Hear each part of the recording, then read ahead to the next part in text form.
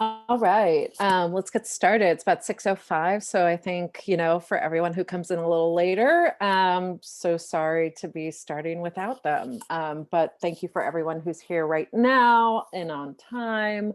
My name is Ashley Cortez. I'll introduce myself in just a few moments, but glad to see you all here and glad to hear you're interested in the Design by Community Fellowship. This is a really rich partnership between TakeRoot Justice and the Mayor's Office for Economic Opportunities Service Design Studio, which is where I come from and where Mari comes from. Um, uh, ooh, yep. And so, yeah, let's go ahead and get started so we can get to hopefully all your questions too at the end. So today, just a quick agenda of what we're going to be going through. We'll go through who's going to be on the fellowship team, who are the people who are administering this. We're also going to talk about a program overview, what to expect from the program, the application timeline, and then hopefully we'll have some time for questions at the end. So anything that we don't get to, hopefully we'll be able to, get to those at the end of this. So quickly, Ashley, sorry to yes. interject, just letting you know that Sophonie's on now, so if you Okay. want to, yeah. All right, Sophie, do you want to take over for the next few minutes?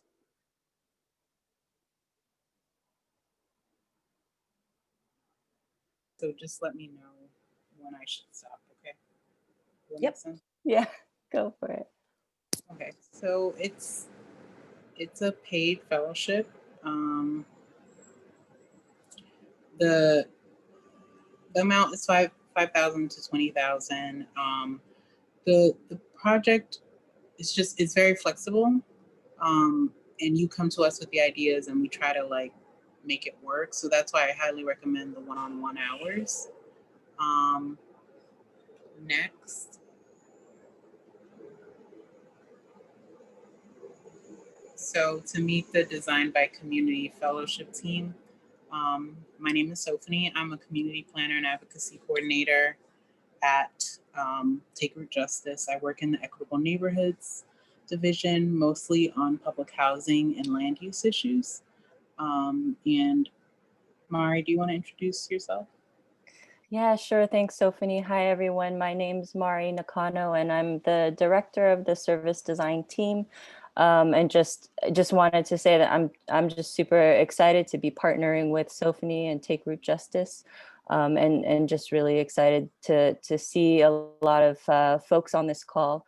And before just forgetting, we are recording this, so if you would like to share this or see this video again afterwards, we'll have a recording of this video, as well as if there are questions that you have, please place them in the chat. We've got another colleague of ours, Emily, on the line who's monitoring the chat, so she can definitely help you out with any questions that you have. I'll pass that off to Ashley to introduce herself. Sure. Yep. My name's Ashley Cortez. I'm a product and design strategist with the Service Design Studio. Just the same as Mari. Very excited to be doing this, working with Sophie on this project and this fellowship, and hoping to, get all the questions out and get some excitement behind this fellowship because we're really excited about it here. Great, and that's it. I'll pass it off to Mari. Yeah, thanks. So first off, we really wanted to kind of explain why did we create this fellowship program. If you could maybe go to the next slide. So, for us, Ashley and I, we work under the Mayor's Office for Economic Opportunity, and we know that the city really must acknowledge that there's disproportionate health and economic outcomes from the pandemic, and the pandemic in and of itself has exacerbated the historical and current inequities and the systemic racism, that's happening via the city. We know that recovery efforts to date have been prioritizing neighborhoods with highest COVID-19 infection rates, and it's critical that we recognize that these neighborhoods are largely low income and BIPOC communities. And so, while the city's been able to stand up some programs and services during this time, We know that there's issues reaching residents with, we know residents aren't able to access internet or organize, or have the infrastructure to organize. We know that English, is a limited ability, that we have folks with English as a second language, or maybe don't speak English at all and need resources and support. We know that folks are, experiencing punitive action by NYPD or other agencies and enforcement agencies, and we recognize all those things. And as we've seen that, though we've seen those investments, we know that those don't always correlate to like the best quality of life for our neighborhoods. And so this fellowship program for us is a small step towards a different solution. And the solution for us is really listening and giving funds directly to community leaders who are developing solutions for those in need and for our communities, and specifically in this call, specifically for our NYCHA communities. We recognize here, for those of you can see this, on the left, we've got a triangle shaped diagram here that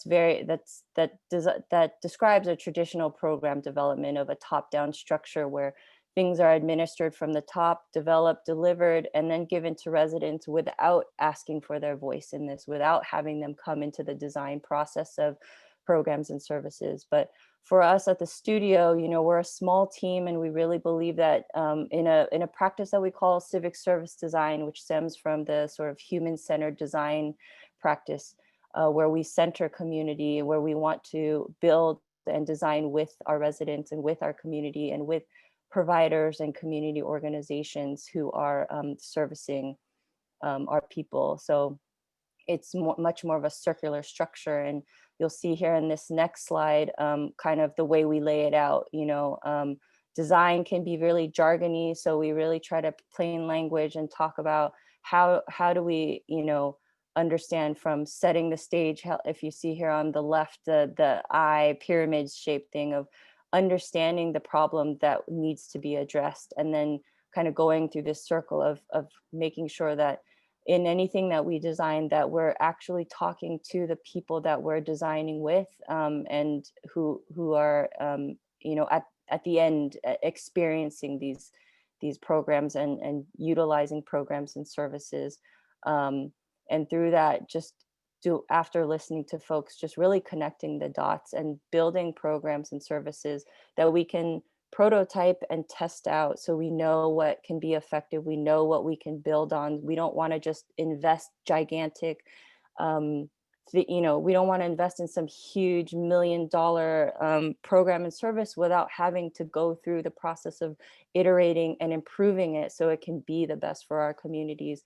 And then really at the end of the day, focusing on true impact, and seeing that change in communities. Next slide. And I want you all to know that this is not a new practice. We are very much influenced by our colleagues in the design world, in the equity space, who really look at, centering our communities, who really look at the design practice as something where we're addressing historical trauma and healing, but at the same, and using, and from that growing out and developing things that are really centered in community. So that's kind of where we come from. And when, engaging in this fellowship, you will be able to learn about service design practices, and learn about, and be able to learn about the different sort of tools and methodologies that this equity-centered community design practice is leveraging to do this work and to do it better. And so with that, that's, if you have any questions, feel free to put them in the chat, but I don't want to overwhelm you with all this stuff and just want to get into explaining the fellowship. So I'll hand it off to Ashley to give you an overview of the program. Great, thanks, Mari. So yeah, talking about the fellowship, we're really trying to marriage a few things here, and that is professional development, that training and the design principles that we were just speaking about, and service design and other desired skills. So we know that, going through this process, you may not just have the skills needed for service design, but you might want to have other skills such as networking or entrepreneurship or different sorts of management skills. And we want to make sure that we're trying to get those trainings up. So, large part of this is not only just training you in those service design skills, but also learning what you all want to learn and making sure that we get those trainings in the room at the same time. We also are offering project development and implementation support. So, this isn't a process where you're going this alone. You're going to be working with us to make sure that, you can have a plan to continue this project beyond the time frame of this fellowship. We don't see this as an opportunity to do, 5 months of a fellowship. You got a good project. Now it's time to put it to rest. Like, no, we really see this as a starting point for a project that will continue to flourish and grow outside of this fellowship. So the fellowship, just to let you know what the selection, who can apply, we're going to support up to 5 projects represented by individuals or teams. So teams can consist of up to 3 individuals who are currently or are ready to be leaders in the NYCHA community. So we're looking for folks who are already tapped into the community, already working with the community, is the community, is part of the community. We're looking for those folks. Working directly with NYCHA residents, either in a volunteer or professional capacity. So if you're just a volunteer, if you're someone who is doing this professionally with NYCHA, if you're someone with just like a heck of a load of experience, you've lived in NYCHA for 30 years and you know what to do, you want to get that thing done, this is for you. And the thing that, we really need to emphasize, unfortunately, during the pandemic is that we need regular internet access. So that consistent connectivity, that you're familiar with something like Zoom and being able to do that.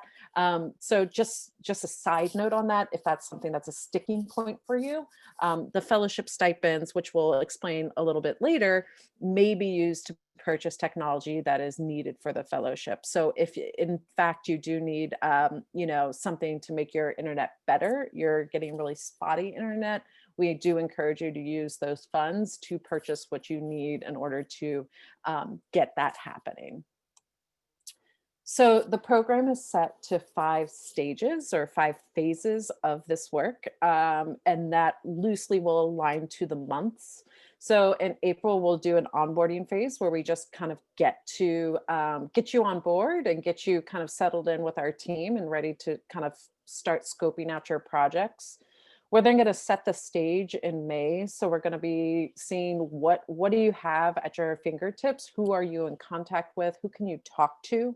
What is out there that is similar to your project? Really get an understanding of the landscape of the kind of work you want to do. In June, in phase 3, we'll talk to people and connect to the dots. So something that is required of this fellowship is that you have direct community engagement while you're building your projects. That is, it can't just get spurned from the top of your mind and like new project is happening. It's not just about, I think of it as like, it's not just about me, it's not just about you, it's about us, right? And it's about the NYCHA community. So when you, in phase 3, we're really going to ask you and task you with going out and talking to folks from NYCHA, getting some feedback on your work, getting some feedback on your project, how you might make it better, what could be different. And so once we get all that kind of information back when you're talking to residents, you'll come back and connect the dots. What did you hear? What could be different about the thing that you wanted to come in and learn? And how do you reshape that project based on what you heard and make it better? In July in phase 4, we'll try some things out. So again, it's like, we don't want to do all of it and find that, some things went wrong. We want to try things in little stages and see what works. And then in stage 5, we'll help you kind of work on that implementation plan, that rollout plan, and strategizing for the future of the project and offboarding. Just to go, so I mentioned a little bit about stipends, fundings, incentives, talking to community, and that's got a lot of information here. So I want to break down that there are 3 types of funding that come through this fellowship. Okay. So I'm going to tell you what those 3 types of funds are. So 1, you have a living and learning stipend. So this money goes directly into your pocket. It is for the time that you take to engage in this fellowship, to come in and talk to us and learn and do this work. It can help you support getting set up and started for the program. So if you do need that internet router, if you need that internet connection speed upgraded, if you need to offset your living expenses because you're spending some time on this, like building a savings. We all know that these are really difficult times right now. So this is money that is just for you and nothing else, right? This is your living and learning stipend for the time. This is for the entire 5 months. So it can be close to $1,500 to $2,000 per fellow for the entire 5 months. Second, we have a category for research incentives. So when I talk to you about this sort of 3rd phase here of talk to people, connect the dots, we want to make sure that when you're talking to people that they're paid for their time, right? That if you do a community practice and you need food or you need a Metro card for someone to talk to them, that you can support that. So research incentives are things that you can give your folks that you're talking to make sure that, their feedback is valuable and that we show that they're valuable by paying them for their time. So that's something that's very important to us, and make sure that this is very separate from your living and learning stipend and what eventually is our 3rd bucket, which is project funds. So the 3rd bucket of funds coming with this fellowship are the actual funds that you can leverage to build your idea and implement your final project. So this will help. We will help you with this. We don't, I am sure at the beginning of this, you may not have an understanding of how much things may cost, but we'll work with you through that process to make a budgeting sheet, understand how much money things will cost, and then kind of layer in those project funds as we go along. So that's something that we're going to do together. You don't have to do that alone. So these are the 3 different kind of project funds types. So 1, living and learning stipend, you'll get that at the beginning of the fellowship. That is just for you, no one else. The research incentives will come when you start to talk to people, and you'll have a process for getting that money out to folks through TakeRoot Justice. And then the 3rd is the project funds. So that's what is needed in order to get the project off the ground. And you'll be that will come on later in the fellowship once we know exactly what the project will need, what it will take to get it off the ground. I'm going to pass it back off to Mari. If you're good with that? I can do it. Cool. Ashley was going to do this section. Ashley was going to do this section and I was supposed to do the other section. I totally forgot, but so getting into selection criteria. So next slide. Thanks, Ashley. Where we're really, basing our selection on is, the familiarity, with and access to community. So, are you or your teams established in the community? Do you have connections? Are you already organizing? We'll be looking at that, though we are very open to folks who are newer to the community and organizing in the community. And what is some of you might wonder, what is considered a community organizer or community leader? That we think is something for you to self-define. There's not like a structure or like strict framework around that. So that's something for you to self-define and just let us know about that and share that. And in terms of how you will let us know, folks, after you apply and put the expression of interest in, there will be a phase where we will have one-on-one discussions with eligible applicants to get to know you and to understand these things. The second piece is just understanding the feasibility and clarity of your vision for the project. So just really understanding that and being able to understand if this is appropriate, and can we scope this appropriately? Is it something that the funds that we have available can fund, right? The timeline of the project, part of this fellowship is a lot about just developing and researching around the work that you're trying to do and getting it to a point where it can be tested and piloted.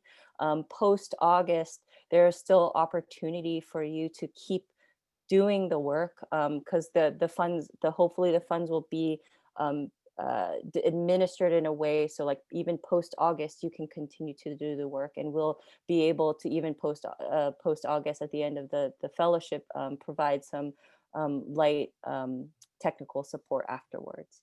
The team's ability to dedicate time to the project. So, part of this is a fellowship training. So, we really ask for you to commit your time to come to trainings, to meetings, to participate in exchanging updates about the project work. It's not, we hope to we're doing our best to keep it light because we all know everybody's super busy. So we want to minimize our interactions to maybe 4.5 hours per month. I know someone else had a question that directed to me about, when we'll be doing these meetings and things like that. And for you to all know, we want to make sure that we build a fellowship program that fits within your schedule. So if that means mornings, lunches, after 5, we'll work together to figure that out with the appointed fellows. But we do ask you to be present during those times and to really be following your project plans, and we'll be developing project plans and scopes with you all together. The last one is, last two, just growth impact. So is this a project that supports the growth of your own team and your own growth as an organizer? Those are things we're interested to know. And the last, as designers, I think we're really looking for the creativity in these projects. We want this time to be a time for you to explore, to experiment, to try something new. Ashley and I were joking, like, what if there was an ice cream truck that could, do outreach or send, share resources in the community? Like, what if somebody had an idea like that? And maybe it's targeted towards a young population with issues around youth, or families or things like that. So if you have a wild and wonderful, whimsical idea like that, we want to know, where we want to support that as well. Next slide. Yeah, so as I said earlier, in terms of expectations, if I did the math right, about 4.5 hours of engagement per month. This is just a snapshot of like what we think we might see in a month. So, maybe week 1, you'll have a 2-hour workshop around just design fundamentals and the service design process, or some other type of training that's relevant to the phase that you're in during the process. Perhaps in week 2 and 3, we'll do work sessions where we're meeting one-on-one or in small groups to work together to develop the project work and to develop the budgets and things like that, and make sure we're all supporting each other. And then perhaps week 4 of that month, we're spending time coming together to just reflect on what did we learn this month? What do we want to take carrying forward? Those are things that are important for us, I think, as a community, but also, this fellowship program is the first fellowship program designed like this that we've ever done. So it's really important for us that we can capture what was learned, capture the best practices, and be able to share that, because our hope is that we can continue to scale this type of program if it's effective, and offer more fellowships and find more funding to do this type of work or evolve this type of work. And application timeline. So the timeline looks like this. Right now you are in the phase where everything's open right now, where everybody's gathering information. We have this information session. If you want to get to know us more or talk more deeply or detail about your project between now and I think we have till the 28th, we'll be offering one-on-one office hours. So Emily can drop in the link to that, the link to the office hour Calendly. You can schedule a time with us. It's also located in the program guide. So you'll see that. February 2nd is the deadline to submit your expression of interest. Now the expression of interest is an Airtable form that hopefully won't take too much time. I think maybe 10 to 15 minutes or so, I'm thinking would be what we're asking for the EOI. And then we'll take a look at that. And between February 4th and 7th, we'll be notifying those who can advance forward to have a conversation about your project if we feel it's eligible, and of course notifying everybody too if it doesn't seem like it's an appropriate fit. February 10th through 19th. So if you've been invited to a project discussion, that's the time that we'll be scheduling with you to have a one-on-one, probably 1 hour conversation with our TakeRoot and service design teams to get to know you better and to understand the project more. And then we'll have to deliberate and figure all these things out. So we'll kind of go, you know, behind doors and figure all that, maybe have to call you a few more times to get some extra details. And then by March 5th, we'll be notifying those who will be awarded the fellowship program. And if you are awarded, March 15th will be the deadline for you to say yes or no, as well as submit some initial paperwork. And we ask for this W-9 and some bank information because we want to make sure you all get set up to get paid, because it's important for us that before you begin this, that you get your living and learning stipend. We don't want you all to be starting this fellowship without any funds or support. So we want to set that up for you. And so hence we need that sort of month between March 15th and 13th to make sure administratively that you're in the system and ready to go and getting a first check. And then that's where we begin with April 13th. So that's when the fellowship will begin. And then we'll go through that 5-month process, and the fellowship will end on the 31st. EOI. Okay, so actually, Ashley, do you mind going through this bit? I'm just getting a little hoarse. Yeah, Thank yeah, you. of course. So Mari talked to you and said that, you know, really to get this journey started is to, one, you can either sign up for a pre-expression of interest or like your first kind of survey office hours where you can just come in and chat with us anytime from now until, not anytime, there's actually some time slots, but from now until January 28th. After that, we ask that you submit your expression of interest, and that is sort of your like stamp that you want to be part of this fellowship. You want to put your application in, you've got kind of an idea. We purposely made the expression of interest really light. So all we're asking for you at this point is, will you be working on a team? Who would those team members be? Do you represent any sort of organization that's formal or informal or any kind of advocacy group? You know, what is your project idea in up to 300 words? What is your project idea? What are you hoping to get? What are you hoping to do? And who does it impact? Where does that impact lie? So not only what does your project do? Who does it impact? Is it the elderly in NYCHA? Is it NYCHA youth? Is it folks who have, you know, been in NYCHA housing for 40 years and they need something specific? Is it someone who's just moved into NYCHA? Is it someone who's English as a second language? There's many different kind of ways you can slice it, but who do you want to impact? And what are those goals? How do you hope to kind of impact them? The 6 and 7 are really about like, what are your needs? What do you anticipate you would put project funds towards? This is not at all sort of like, I want to make sure that this is not written in permanent marker. This is going to be written with a very light pencil. We can erase this at any time, but basically we really just need to get a basic understanding of what you believe you'll need project funds towards. It's a multiple choice question that has things like, you know, communications, technology, printing paper, food, like different sorts of categories of need. And then, are there any trainings listed that you're interested in learning? So we have a list of trainings or things that, you know, we're pretty comfortable training in, that you can ask to get specifically trained in. I think we have another blank too for anything beyond the things that we've listed there. So it's really just about 7 questions. The bulk of it really is, what is your project idea? Who do you want to impact? And what are the goals for your project?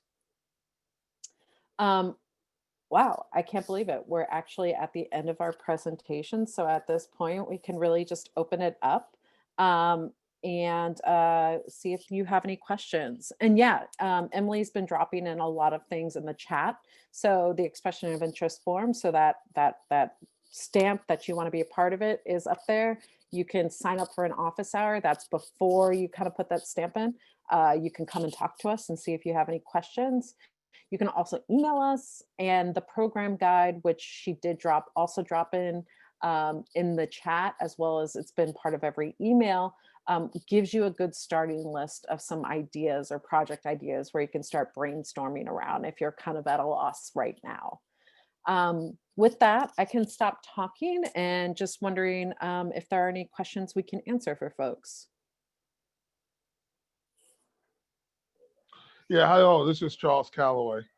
And this project is basically for NYCHA residents. And the other question, am I correct? And the other question is that, are you going to have is this the only information session you're having? So it's not just for NYCHA residents. So it's like, you know, we think of it as like the NYCHA ecosystem. So folks who live in NYCHA, those who have lived in NYCHA in the past, and those who advocate or work with NYCHA folks now. So if you are tied or have direct ties or have worked in the NYCHA community, you're part of this fellowship, but you don't have to be a NYCHA resident to be part of the fellowship, if that makes sense. And then the second question of if this will be the only information session, right now it is. We may plan another one for next week, TBD. But at the very least, we'll have this as a recording, and we're going to send that out to everyone who's been here tonight, as well as we have a form that asks if you want to have this video, and we can send that along as well. Yeah, I see. Oh gosh, what's your name? Why don't names show up? But someone has their hand I think it's raised. Joanne. Joanne. Yes, Joanne, how can I help? Yes, good afternoon. And I love your presentation. I really do admire that. Thank you for reaching out for us. But I heard that you said that it's not just only for NYCHA. Okay, what if we just turned over from NYCHA to Section 8, your HERD Section 8? Are we still eligible to be a part of this partnership, brother, with you? Yeah, so I'm going to let Sophie kind of handle that question. I know that she's been specifically working and thinking about NYCHA communities. So maybe you can weigh in on Section 8, and if not, maybe we can get back to you. So I'll hand it off to Sophie for now, and hear what she has to say. And if not, we'll figure it out. Okay, thank you. To be honest, the game plan was for this to be specifically for NYCHA tenants. I would like to talk to you offline. I'm putting my email address in the chat if the chat wants to work with me. But we just turned over we just did this here, like all this is changing over in February, January, February. Okay. So we was part of NYCHA. That's why I'm asking a question. Okay. So you know, like, well, we just turned over, you know, like back here in January, February, just say February, because we just signed over everything. But we were still part of NYCHA, you know, and then NYCHA still owned the land and the property. And so it's still part of HUD, though. It's still part of HUD and NYCHA. But only one thing, we just was Section 8. Okay, can we talk offline? Of course we can. Okay. Can I chime in a little bit? Okay, go ahead, Monia. I think I'm on a town hall right now as we speak, and I'm learning more about the fellowship. I think what she's talking about is Rad and Pack, where they're converting NYCHA to Section 8 as we Yes, speak in some of the process, but still NYCHA will own the the land. So property, does the that land and the make property. that resident technically a NYCHA resident? We know management wise they're not no more moving forward, but still they're on the NYCHA land. And yeah, I would like an answer for that too, Sophie, as well. Yeah, just to give you a little clarification, because like NYCHA is in the process. They're using two tools. One is the Blueprint for Change, which is a proposal, and there's a Rad Pack commitment from the federal government that's slated for like 62,000 units. So maybe the development she's in is already slated for conversion, or is already going through the process of conversion, and that's going to take her off the NYCHA stock and put them in a Section 8 bracket, but they still still on the NYCHA land. So I think that's a very critical answer, because I don't know how many fellows are part of NYCHA in a conversion process as we speak right now. Okay, so the basic point is we never thought about this scenario. So I don't feel comfortable giving you a full answer without first speaking to my colleagues offline, because I don't have the power to make a unilateral decision like that. And then the eligibility for this fellowship is one, either you're a NYCHA tenant, or two, whatever project you propose will serve NYCHA tenants. Now, I could see a scenario where the project you serve, if you're on a NYCHA campus and it serves NYCHA residents, and then some of those Section 8 residents also benefit from that program, like I don't see a problem with that, but these are all scenarios that I need to work out with my colleagues offline, and then we can follow up with you guys with a concrete answer after the fact. However, for those who are in this conundrum, like feel free to email me and I can talk about your situation. I could probably look up your building and it may or may not already have passed like full conversion. It might be in the process. So anyways, I'm talking too much, but. No, Sophie, Yes. this is Charles Calloway, and I probably introduced myself from We Act. Yes, I know who you are. All right, okay. So, it's not a. I guess it is a question, and I'll put it in the question form. The idea for this grant is to help community people to build power around issues around NYCHA, or just around any buildings that have to deal with are being converted, or is that a question that you don't want to answer at this moment? I'm not trying to put you on the spot, but it seems to me that we're trying to galvanize some power around people understanding how to build power or how to form groups in NYCHA.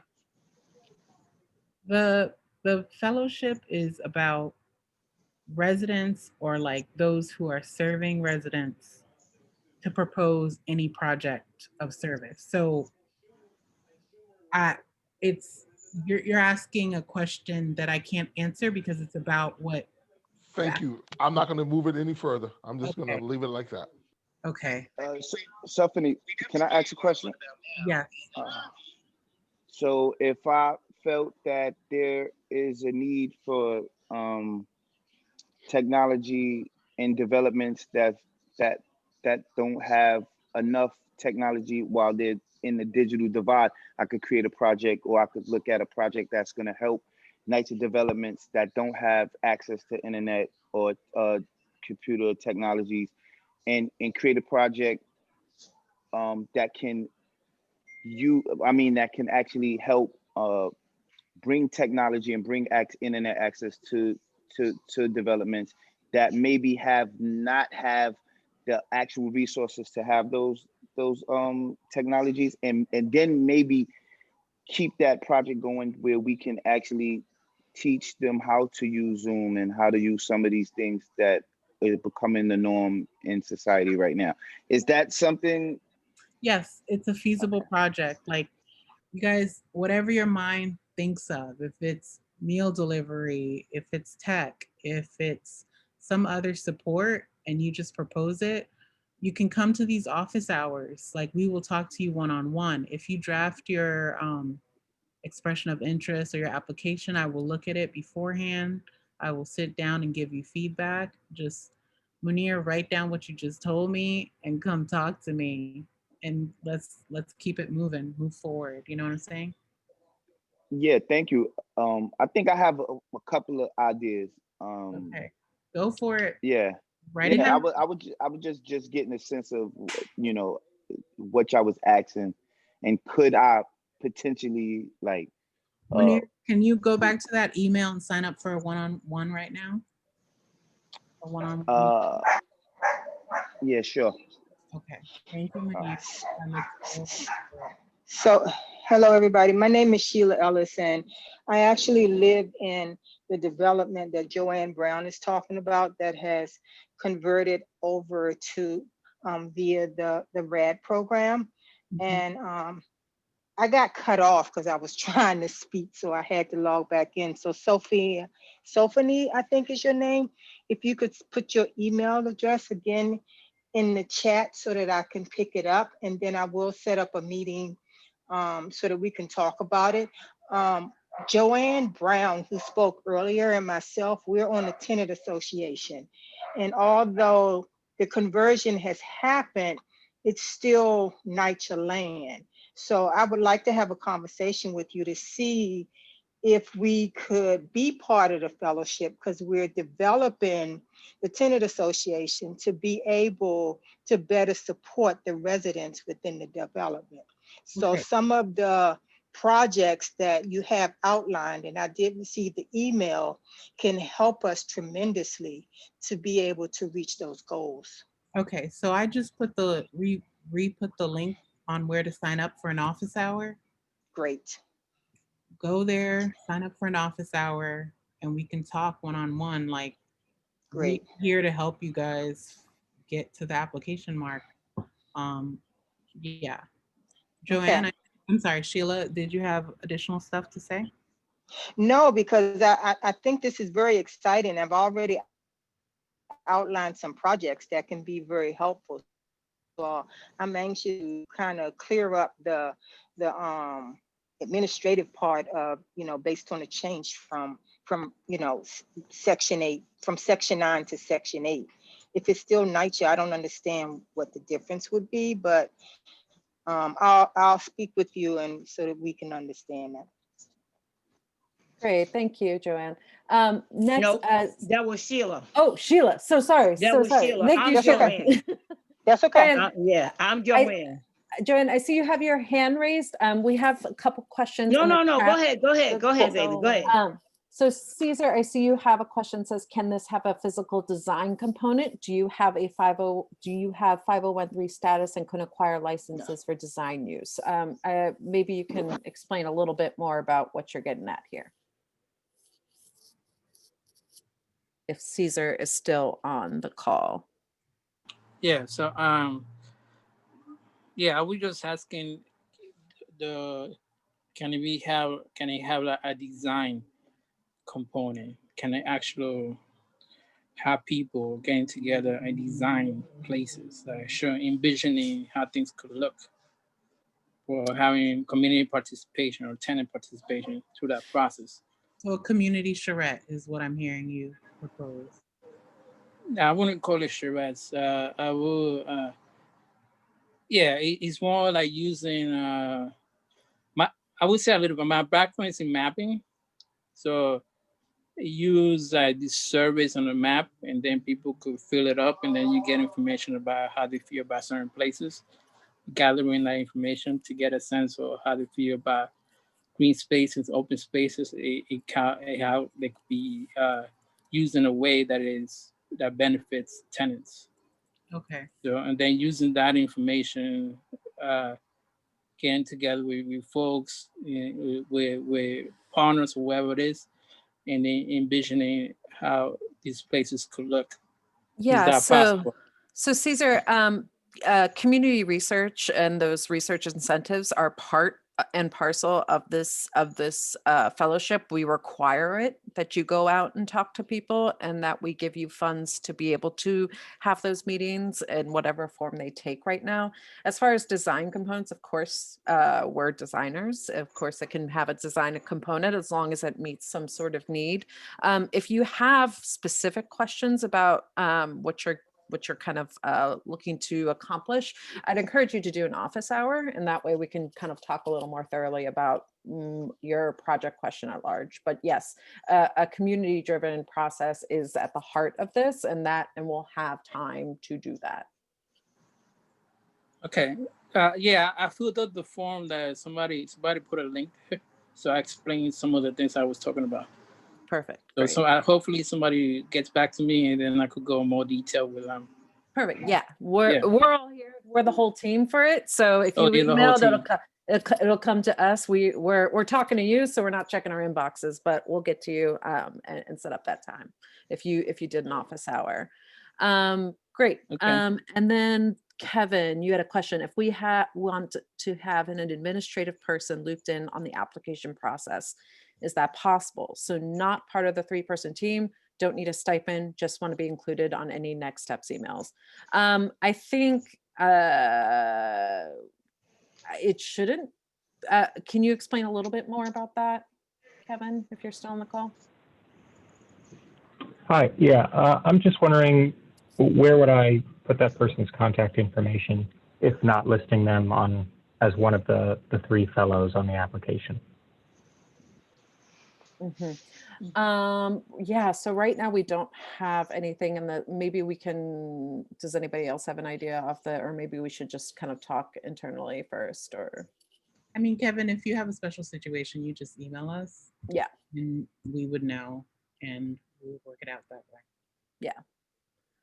So if Kevin, if I see your EOI come in, there's also Sophie's email in the chat. You can also, this is our general email to the design team at NYC Opportunity. And you can also let us know there that you'd like this person CC'd on this application. Okay, thank you very much. You're welcome. Is there a rough estimation expectation as to how much time would be used towards project goals ends outside of the approximate 4.5 hours engaging with the fellowship team? I think that's a really good question. Any good projects, I think, take time, of course. This is why we kind of said project teams of 1 to 3 people. We know that, any good project is going to need more capacity. Ultimately, the success of your project is up to how much time you put into it. I think that you just need to have ample time to plan. You have to have ample time to do the research, to talk with your community, and do that work. So I imagine, I don't know, that's really hard to guesstimate on my end. Sophie, Mari, maybe you can weigh in on that. My thought, I mean, I know we've been saying it a lot, but like signing up for an office hour to just like talk it out would maybe help us together establish like what we think could be an estimated amount of time that it may take.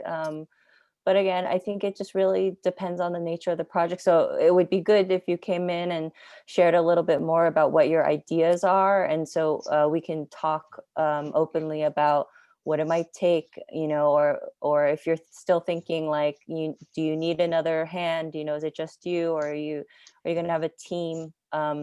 We can talk more about, if there's certain people that need to be involved to kind of help get that work done. Thank you. Thank you. Yeah, but I think that brings up a good point, which is that the 4.5 hours is minimal. That's the minimal. It is what's required to be part of the fellowship, but everything that happens on your project is designed by you outside of those 4.5 hours, right? We're going to help you kind of get that training, get the support of that thing, but the life of your project lives outside the 4.5 hours. And so, the success of your project is dependent on the time you put into it.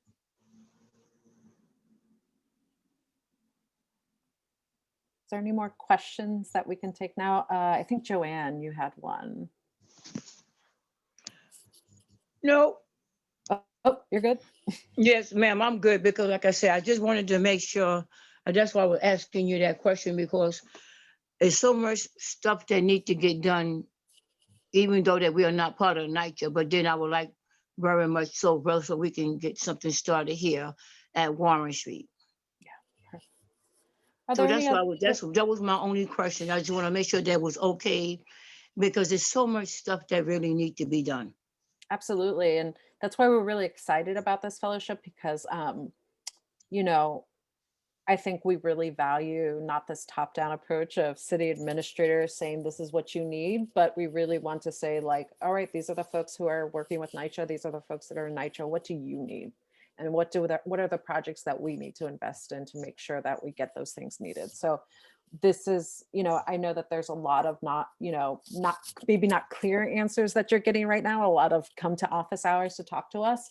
And that is because, we're not trying to make you fit into a small box of what your project should be or what your impact should be. We really want to frame this around what makes it successful in your NYCHA development? What does it make it successful in your residents? That's what's important. And so that takes a lot of time to kind of like suss out that project, that time, and spend some time kind of individually talking with us about that. So I just want to make that clear that, we're not trying to be meaningfully kind of vague on our answers, but we want to make sure that, we give you the clearance to be imaginative, to be thoughtful, to be proactive, and to really let us know what your communities need. Well, I do appreciate all of the help that you're giving everyone. Like I'm not more of like a talker person, I'm more of a doer. And so, I mean, like, yes, so that's why I was saying to you, thank you, but I will send you my email information. Well, you already have my email information. I'll just give you my phone number and we can set up a conversation that we can be talking, about me being like the new president over here. So I'm just trying to, to make sure that everything is going to be getting done. I know it's going to be short-lived, but proactive. Absolutely. Thank you so much. Are there any, we have got about 3 minutes left of our time. Are there any other questions that we can take from all of y'all?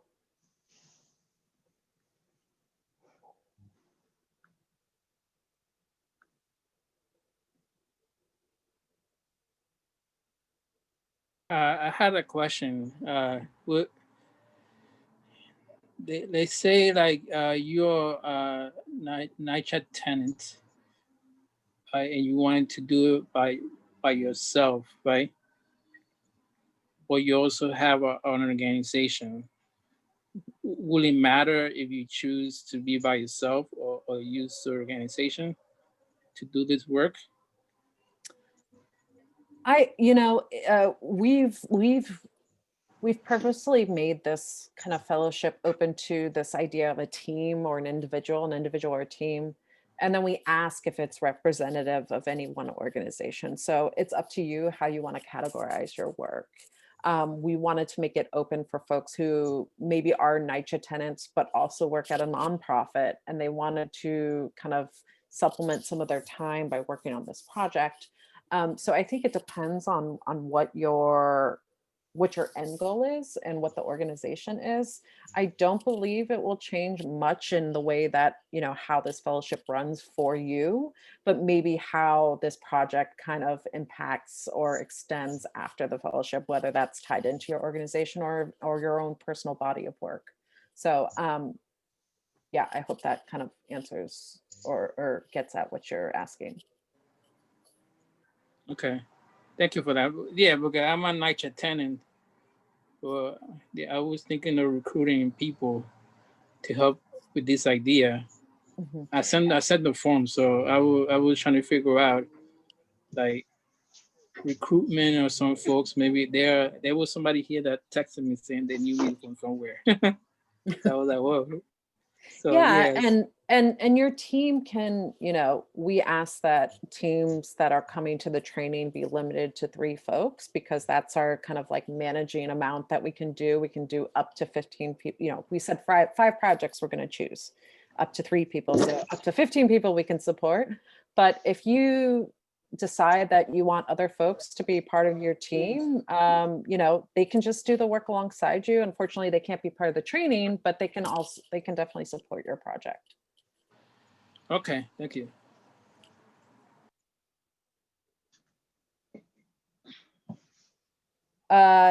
Lorenzo, what if the project is generally aligned with the organization or the organization's work, but this project would be carried out mostly by an independent team individual? That's something that I think, again, you have to kind of work out with your organization. If they believe that this is sort of something that you can do within their time, you know, I don't know if you work 40 hours with this organization, and if they're going to slice out time within that 40 hours that they give you to do this work, that's something that you're going to have to kind of determine with your organization, or if this is something you're going to have to do outside. So that's something that you'll have to resolve kind of within your organization. As I kind of said with Caesar, that, you know, you can be organizationally representative, or you can be kind of an individual team, but how that kind of like, how that takes shape after the fellowship, or how your time is allocated when you're working on this fellowship, is up to you, and how you kind of work that out with your organization. Yeah, I was more asking about if you don't formally work with the organization at all, you just like you do volunteer stuff sometimes, or you're, you know, just familiar with the people of the organization, like they're not too big of an organization, like Take the Road or something, or like Make the Road, but I don't know if it's worth mentioning in the expression of interest is more along the lines. Yeah, I think if you are going to draw on the resources or the support or governance of an organization, then it's best to name them in that application. Oh, okay, so their involvement is how far you would be mentioning them in the expression of interest form. Right, exactly. Yeah, I just thought it was a yes or no question, but we can like maybe write one sentence or two about the connection. Okay, that sounds great. Thank you very much. Any other questions? We're just over 7, but definitely want to see if there's one last question before we jump off.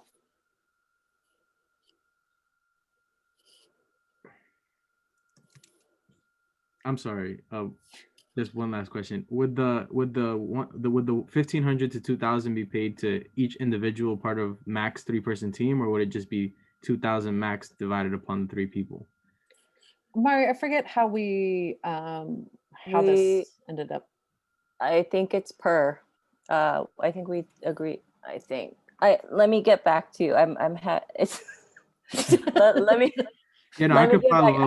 I don't want to mislead folks on the call here, but so let me get back to you about that. That sounds great. I can follow up with it. Yeah. Okay. Thanks, Lorenzo. All right. All right. Well, I just want to thank everyone for being here. Maybe Sophie, you want to close us out, or Mari, you want to close us out? I'll let Sophie go for it. Hello, everyone. Please apply. Please apply. Please apply. If you need help with your application, email me, set up a one-on-one. No excuses about I couldn't draft it. Just the earlier you do it, the earlier we can help you get it through. Okay? Absolutely. Thank you so much for being here tonight. Yes, ma'am. Y'all, thank y'all ladies so very much. I admire all of you. Thank you very, very, very much for bringing it to us, letting us know that this is out there, and then that we can achieve a goal by helping someone else. Well, that's down and out. Snap it. I second that. Okay. Yeah. All right. Bye, y'all. Thanks. So nice to meet you all. Okay. Have a blessed evening, everybody. You too. Good night, everyone.